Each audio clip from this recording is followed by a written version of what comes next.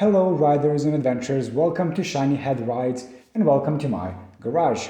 Now, this video is going to be the first out of three parts, so like a small series, and in it I will talk about buying a used bike. Now the second part is going to be selling a used bike, and the third video is going to be buying a brand new bike out of shop or saloon, whatever you have near you, dealership. And I hope this series will help you, in the future get the best deal or, get the most amount of money from your bike. And I hope it helps you, learn some things or two from my experience. So let's start right away with the first part, buying a used bike. Whether you're buying a brand new bike or a used one, the first thing that comes to mind usually is the budget. Now, besides the price tag of the bike, a couple of things may impact the budget as, for example, registration, insurance, the first service. I'm calling it first because you never know when was the last time the service has been done on the bike. And it's definitely recommended you do it. Now, the price may vary depending on whether you're doing it by yourself or your mechanic is doing that, from 50 to 200 euros, also depending on the bike you're getting. Now, besides the service, you also need some gear that you are missing, so maybe a new helmet, protection, whatever. So I always tend to set around 500 euros aside, for those extra expenses. Now, two things can also impact your bike. They are usually brand and the type of the bike. This is my V-Strom 650 and it's an adventure bike. Now, depending on your budget, you might want to go for a naked bike or a scooter because adventure bikes are usually more expensive because they can go off-road and on-road. They're all-purpose bikes. Now, depending on your preference and your needs, if you just need your bike to go from point A to point B in the city, you definitely don't need an adventure bike. You would just be fine with scooter or naked bike, maybe 300 cc's. You don't even need 650 cc's for that. So depending on your needs, definitely think about, making the right choice. Also, when thinking about brands, this is Japanese branded bike, which I love. I think they're very reliable, but you might find a good Chinese branded bike like CF Moto or Benelli. They're usually cheaper and they have more gear on them, like seat warmers, handle warmers, GPS, whatever you need. And maintenance is usually cheaper for them. Parts are cheaper. So maybe a good idea would be to sacrifice reliability for a cheaper option and cheaper maintenance. That's just an idea. Definitely think about it, do your research, and when you find a bike that is good for you and that fits in your budget, then it's time to go online. You will definitely see a lot of choices online, and it's a good idea to take some time, like maybe a week, to do your research, and then I like to select like top 3 or top 5 best bikes out of the whole selection.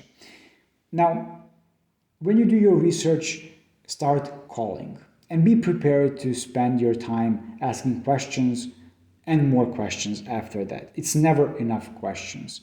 Get to know the person who's selling the bike, get to know the bike also, and try to get familiar with the story around the person and around the bike.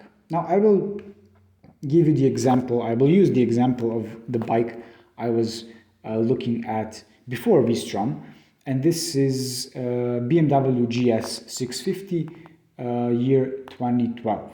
This was an amazing bike. I found one that I fell in love with, and I gave this person a call. This person was in Belgrade, and it ended up being an 82-year-old person selling the bike. He had more experience with bikes than anyone I've ever known. He basically started riding bikes when bikes appeared.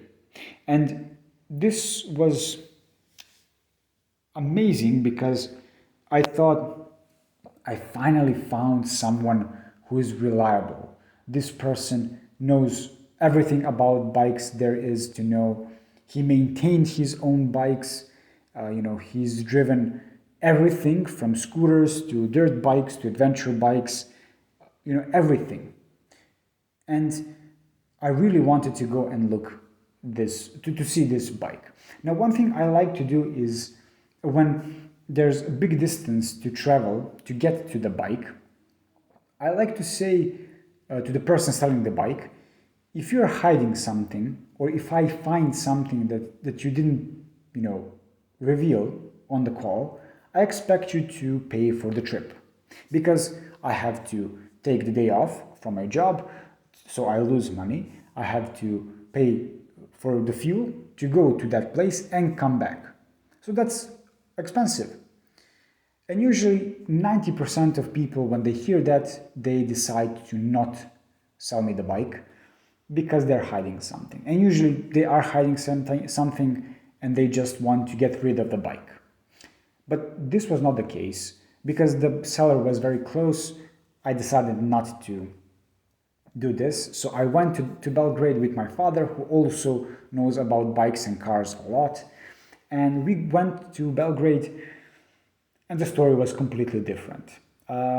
We found out that he got this bike as a deal. He traded his he traded his BMW GS 1200, basically brand new bike, for this bike, for the 650, and a car. So he knows nothing about this bike.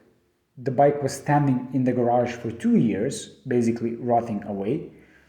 He did nothing on the bike, and when we took it out, there was oil leaks everywhere, and tires were bad. I think the whole front part of the bike was replaced. It was brand new because I think it was in a crash, but he knows nothing about it.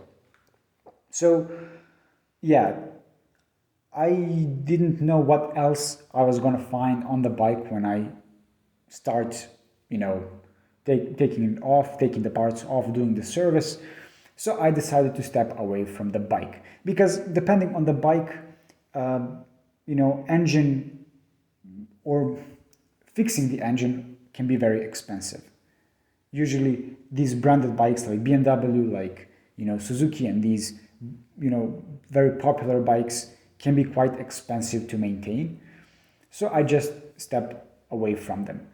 And it's a good thing I did because very soon I found the V-Strom and I decided to buy a brand new bike. Now that has the good things and bad things also.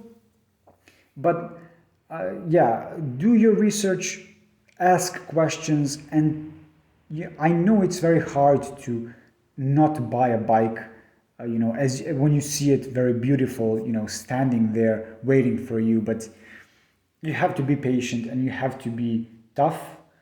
Don't spend your money, your hard-earned money, to then, buy a trash can. So be very careful. That's the most important part. Now, this will be the end of the first part. If you have any questions, please leave a comment. I would also like to hear your stories if you had any interesting stories while buying used bikes. I know I've heard a lot of them myself from my friends, my father, who has been in a business for a long time.